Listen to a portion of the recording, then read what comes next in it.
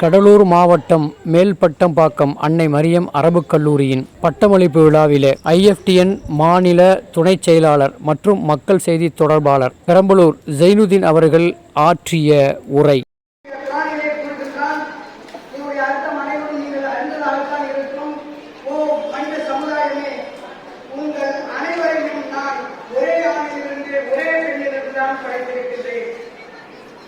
இன்னொரு ஆயத்திலே அல்லாஹ் தஆலா சொல்லும்போது சொல்கிறான், "ஹலகக்கும் மின் நஃப்ஸின் வாஹிதா", உங்கள் அனைவரையும் நான் ஒரே ஆத்மாவில் இருந்து படைத்தேன்.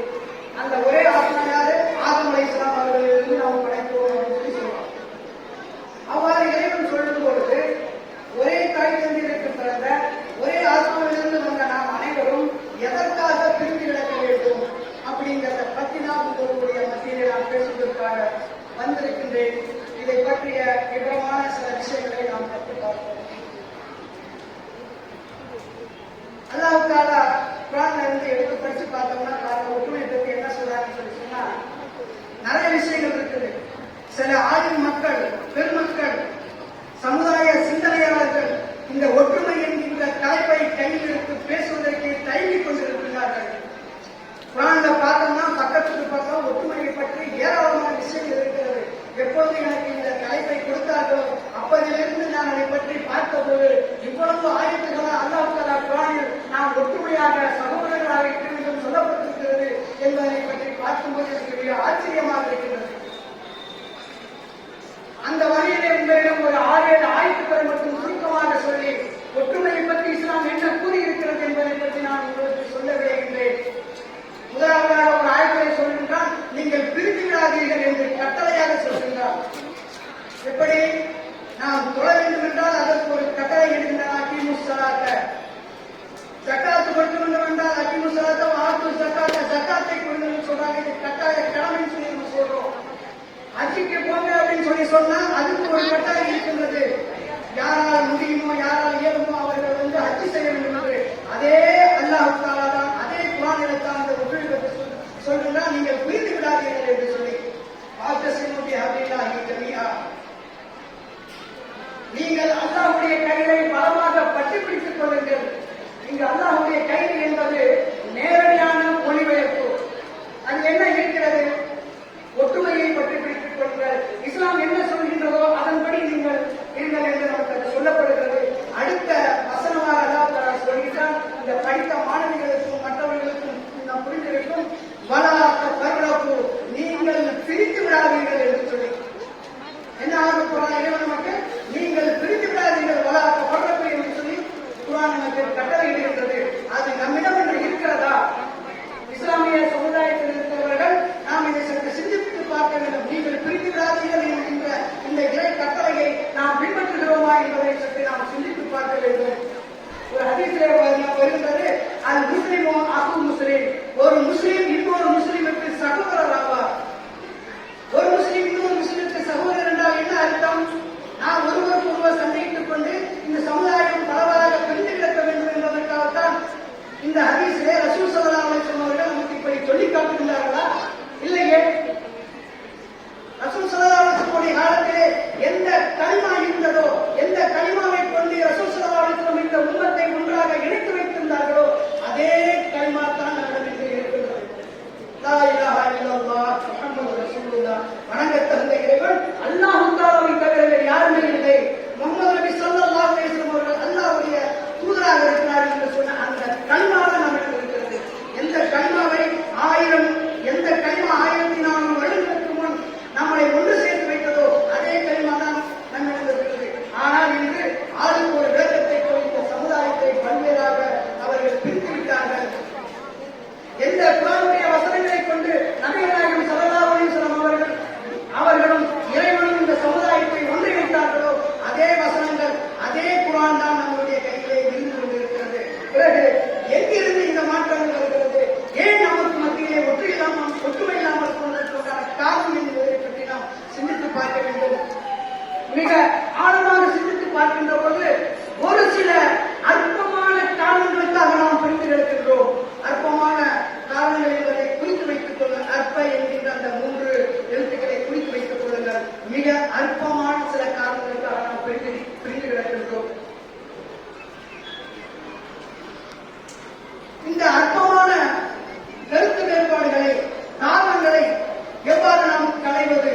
அதுக்கும் அல்லாஹ் தஆலா குர்ஆனிலே நமக்கு பதிலளிக்கிறான் இறைவன். எவ்வாறு? அத்தியுல்லாஹ வ அத்தியுர் ரசூலஹு வலா தனாஸு ஃபதஃப்ஸலு வதத்ஹபு ரீஹுக்கும் வஸ்பிரு இன்னல்லாஹ மஅஸ் ஸாபிரீன். அல்லாஹ்வையும் ரசூலையும் நீங்கள் பின்பற்றுங்கள். வலா தனாஸு, இங்கதான் அல்லாஹ் தஆலா சொல்றான், அற்ப கருத்து வேறுபாடுக்காக வேண்டி நீங்கள் கருத்து வேறுபாடு கொள்ளாதீர்கள் சொல்றார். சண்டையிட்டுக் கொள்ளாதீர்கள், கற்பித்துக் கொள்ளாதீர்கள் என்று சொல்றார். அடுத்த ஆயத்துல சொல்றான், நீங்க வர கனாசாவும் சொல்லிட்டு தப்சலு, அதாவது நீங்கள் கற்பித்துக் கொண்டால், கருத்து வேறுபாடு கொண்டால் நீங்கள் பலவிழந்தவர்களாக ஆகிவிட்டீர்கள், கோழைகளாக ஆகிவிட்டீர்கள் என்று சொல்லி சொல்றான். இங்கு நாம் சமுதாயத்தை பார்க்கிறோம், எவ்வாறு நாம் கோழைகளாக நடந்து கொண்டிருக்கின்றோம் என்பதை நமது கண்முன்னே நாம் பார்த்துக் கொண்டிருக்கின்றோம்.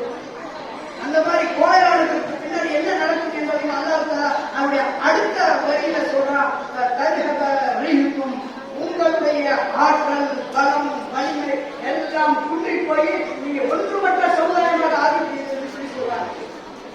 ஒரு பலம் வாய்ந்த சமுதாயமாக, நல்ல சமுதாயமாக இருந்த நாம் இன்று ஏன் இந்த பலமில்லாத சமுதாயமாக நாம் மாறினோம்? சற்று சிந்தித்து பார்க்க வேண்டும். அதனுடைய தொடர்ச்சியாக அல்லாஹ் தஆலா சொல்றான், அற்ப காரணங்களினால் ஏற்படக்கூடிய சில இன்னல்களையும் துயர்களையும் நீங்கள் படித்துக் கொள்ளுங்கள், பொறுமையாக இருங்கள். நான் சொல்ற ஆயத்துக்கு குர்ஆன்ல இருக்கான்னு பார்த்துங்க. நான் இங்க படிக்க சொல்றதுக்காக வரவில்லை. நீங்கள் பொறுமையாக இருங்கள்.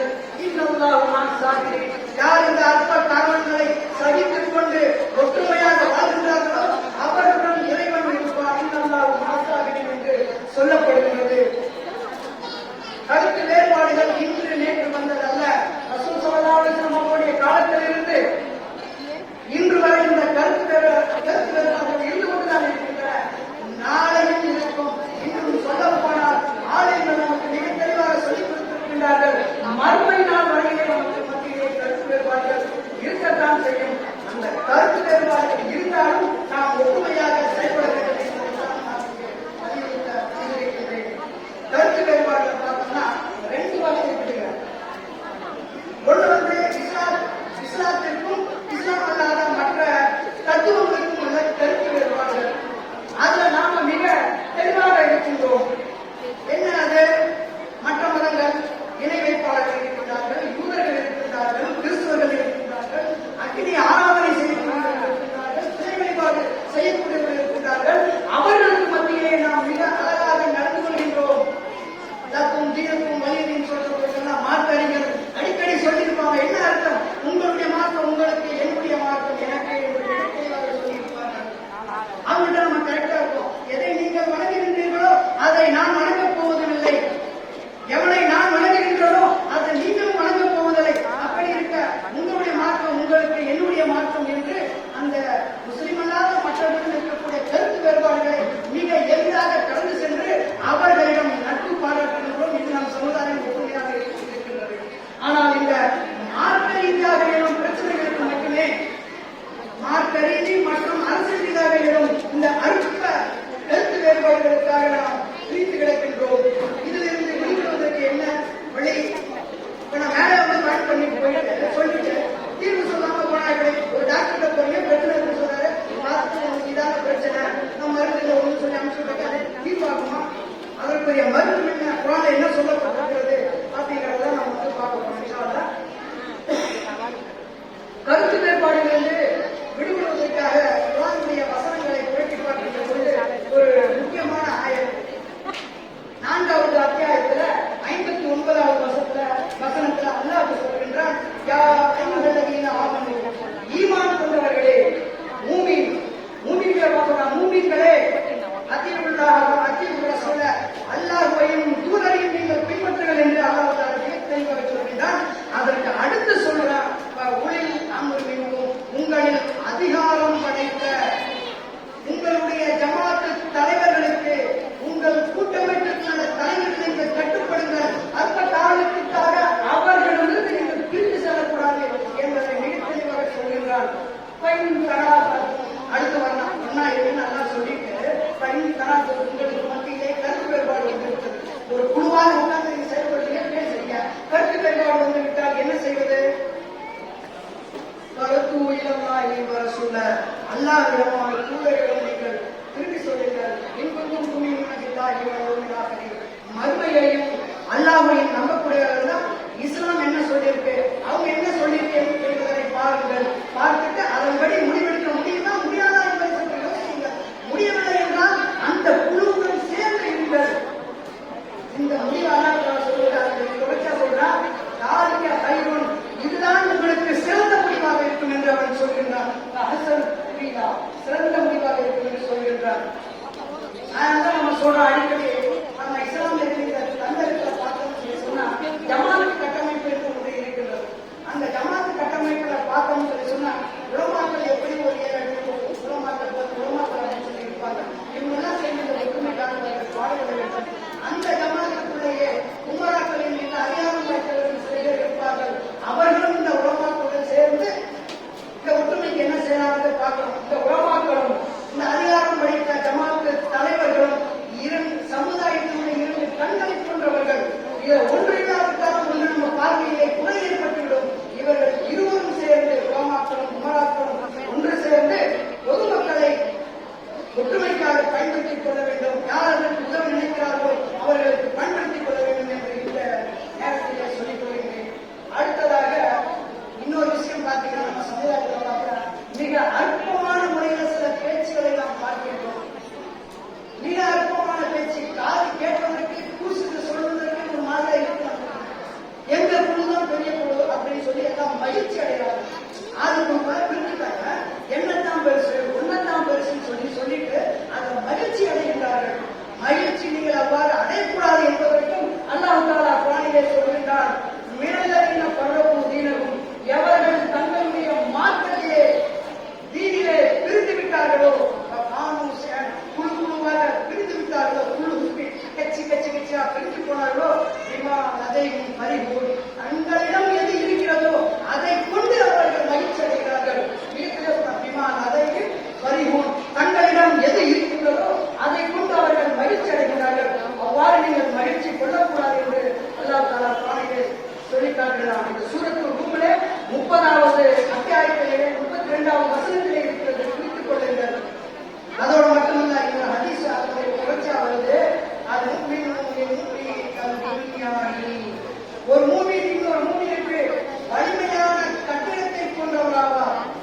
ஒரு முஸ்லிம் இன்னொரு முஸ்லிமுக்கு வலிமையான கட்டிடத்தை போன்றவராவார். யசுது பாதுகாத, அதனுடைய ஒரு பகுதியை மற்றொரு பகுதிக்கு வலிமை சேர்க்கின்றது.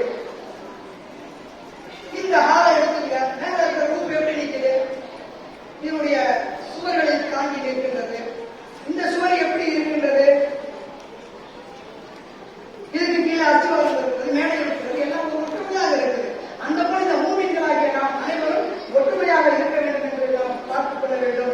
இதை ரசூல் ஸல்லல்லாஹு அலைஹி வஸல்லம் இந்த உதாரணத்தை சொல்லிவிட்டு சப்பக்க பைன அஸாபிஹி, தன்னுடைய 2 விரல்களை இவ்வாறு சேர்த்து இவ்வாறு ஒற்றுமையாக இருக்கிறது. இப்படி இந்த ரெட்டாய் மாதிரி காமிக்கணும், அந்த மாதிரி இல்லை, இப்படி ஒற்றுமையாக இருக்கிறது என்று நபி அவர்கள் சொன்னார்கள். ஆக இன்னொரு இதுவும் அல்லாஹ் தஆலா குர்ஆன்ல சொல்றார், பிரிவினைவாதிகளுக்கு எச்சரிக்கையாக ஒரு விஷயத்தை அல்லாஹ் தஆலா சொல்கிறார், இன்னல்லதீன ஃபர்ரகு தீனஹும், எவர்கள் தங்களுடைய மார்க்கத்திலே பலவாறாக பிரிந்து விட்டார்களோ, காமுஸ்லிம் குழு குழுவாக பிரிந்து விட்டார்களோ, லஸ்த மின்ஹும் ஃபீ ஷைஇன், அவர்களுக்கும் உங்களுக்கும் எந்த சம்பந்தமும் இல்லை என்று சொல்றார். குழு குழுவா பிரிந்து போனவங்களை பார்த்துட்டு ரசூல் ஸல்லல்லாஹு அலைஹி வஸல்லம் அவர்களுக்கு அல்லாஹ் தஆலா சொன்னார், இவ்வாறு அவர்கள் தனியாக பிரிந்து சென்றால் அவர்களுக்கும் உங்களுக்கும் எந்த சம்பந்தமும் இல்லை என்று சொல்லுகிறது. இன்னமா அம்ருஹு இலல்லாஹி, அந்த மாதிரி பிரிச்சு போனாங்க இல்ல, அவர்களுடைய செயல்கள் எல்லாம் என்னிடம் திரும்பி வரும். அல்லாஹ் சொல்றான், இன்னமா அம்ருஹு இலல்லாஹி, அவருடைய அந்த செயலெல்லாம் அல்லாஹ்விடம் வரும். சும்மை நபியுஹும், அதை அவர்களுக்கு எடுத்து சொல்லப்படும். காமியத்தோடு என்ன செய்து கொடுத்தார்களோ அதை அவர்களுக்கு சொல்லப்படும். ஒற்றுமையை ஏற்படுத்த இறைவன்